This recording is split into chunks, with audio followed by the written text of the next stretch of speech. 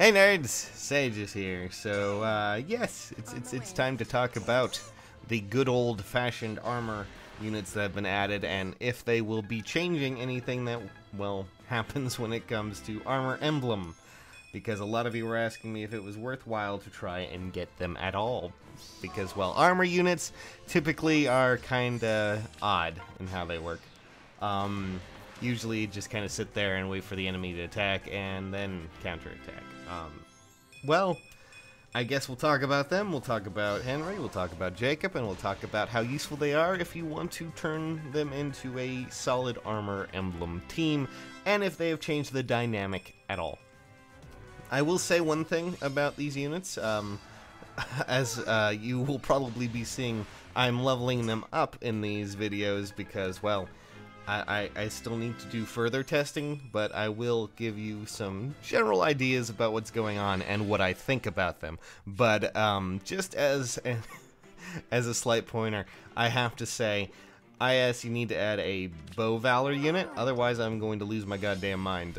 Leveling up Jacob has been something akin to pulling teeth at times. It's a disaster.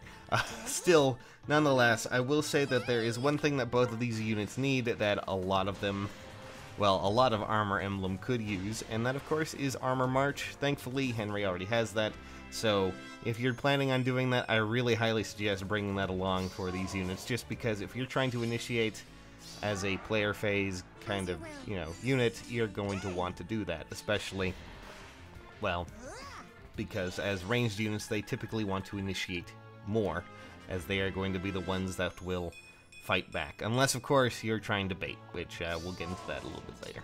Still, nonetheless, let's talk about Henry. So, Henry is probably the more interesting and, I would say, best unit to come out of the banner, just based on stats alone, because, well, as a unit, he has substantially high attack and speed.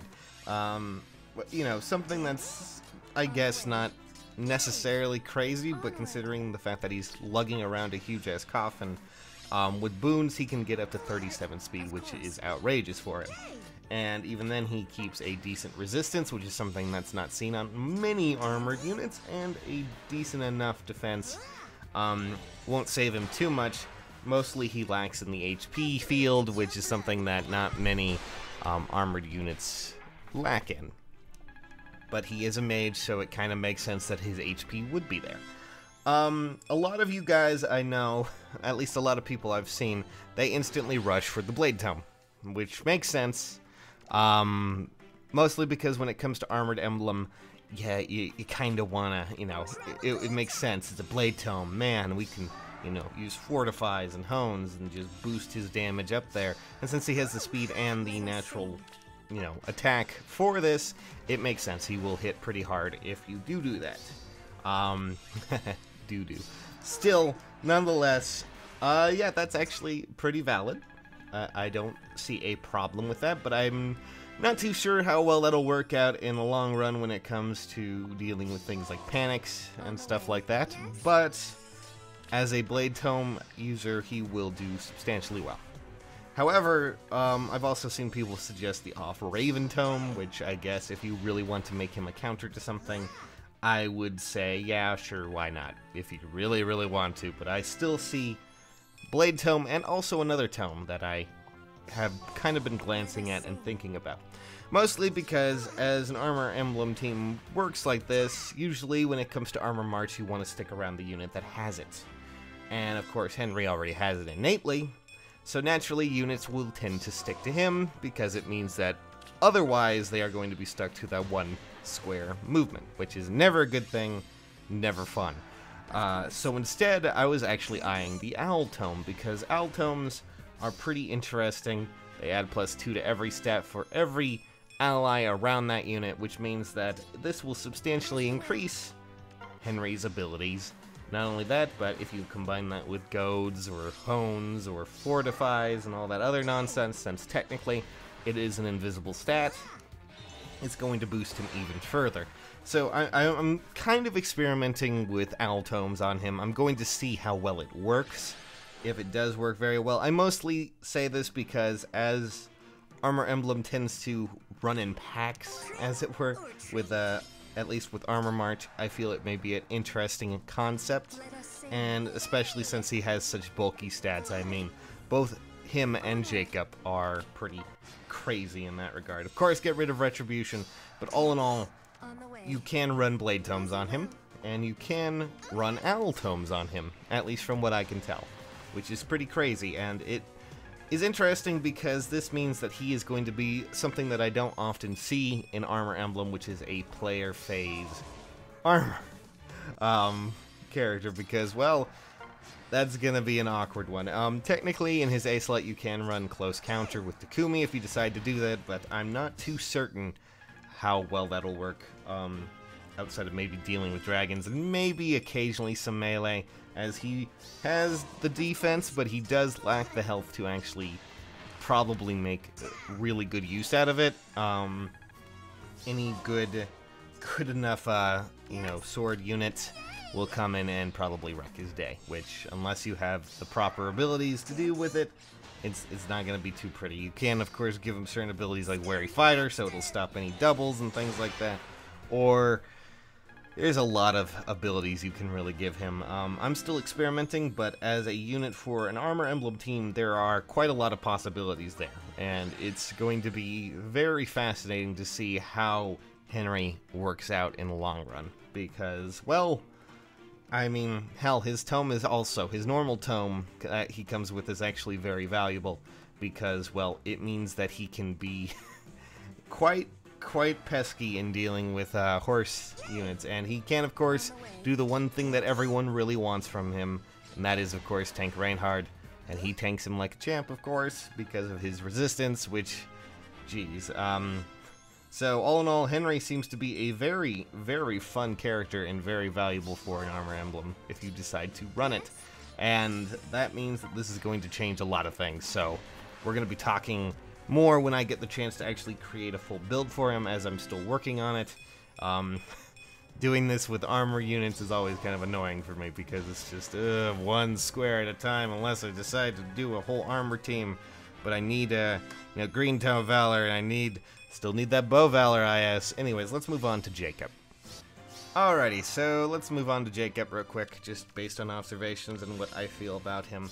He is the oddest unit in the game right now for me, because, well, he's an armored unit that's meant to be a player phase unit that's meant to initiate, which is the weirdest thing I could think of when it comes to a unit. Let me just say this real quick. Usually when it comes to archers, the thing you really want on them is speed, because, well, speed means they don't get doubled, they also tend to double, and doubling is really powerful when it comes to, well, archers, because usually their attack is not incredibly high. It's high enough to at least deal considerable damage, and then, of course, adding in the double does help. So, let me just tell you that right now Jakob does not have the speed to actually do that. His speed is a measly 23, but that does not really count him out of things, because he is born into a unique pool of characters, namely the armored units, which means that he can use Wary Fighter, and he already has that built into his kit, and that means that he won't be doubled, which is fantastic.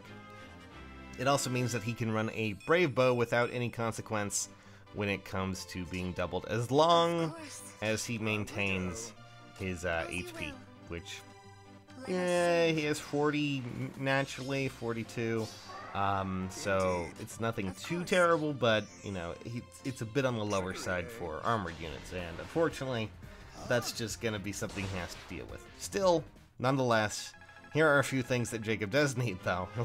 One, he needs either Armored March himself, or he needs Armor March from someone else. We've already kind of spoken about that when it comes to these two. Just because he's meant to be an initiation. If you give him Brave Bow, he's probably going to want Death Blow as well, and then from there, you know, just go with whatever floats your boat. Technically, he can also use Slaying Bow because, well, I guess we should probably talk about his defense and resistance, which, again, his defense and resistance are probably something that I'm not used to seeing on armored units when it comes to balance potential. He has both really high defense and really high resistance. in pairs, which is very odd. Just to give you an example, 33 defense, 32 res, or if you happen to have any sort of boons in those, you know, it goes up from there. And that is quite substantial for him. That means that he can tank mages fairly well, as long as they aren't using a Raven Tome, and he can tank, you know, melee units as well, so that's definitely a plus on his end. He can of course rock close counter if he decides to use it, but it probably won't do too much damage due to the fact that, well, his natural attack stat is not exactly the, you know, the highest thing out there. Just pointing that out. From there though, as a unit, well, you know, Jakob does do a few things that's really interesting. His monstrous bow is just kind of cool to mess with people, but outside of that, I really don't see much value in it. As a bow, it's just kind of not really going to help him out. It probably would do a lot better on someone else who can double. Just saying. From there, though, Jakob is the strangest unit, just because of how he works. Usually when it comes to armored units, you want to bait characters, you want to bait them into counterattack, and that's something that's really very awkward for Jakob. In fact, Jakob would prefer to be more of the unit that initiates, which is kind of how a lot of archers work in this game. You know, his speed is not helping him, so you typically would want to go with a brave bow. That way he can attack twice, does double the damage, and it won't really harm him too much in his damage overall, but it's just such a strange thing. I'm not sure if these units will really change the dynamic. I know Henry will probably be a fairly useful unit, but Jakob is going to be one that I'm going to have to really work on to try and get a better grasp of, because as a unit, he is such an odd duck, and I'm still having problems with him. But this is just, of course, my concepts and my ideas of what's happening. Just my general look-see-loos as I level them up, which unfortunately for Jakob means I have to work extra hard. But because no bow valor, still. Nonetheless, I'm working on them. I'll have more later. For now, though, guys, catch you soon. Thanks for watching. Just figured I'd give my general first impressions on these two characters as I build them up. So, catch you guys soon. Thanks for watching.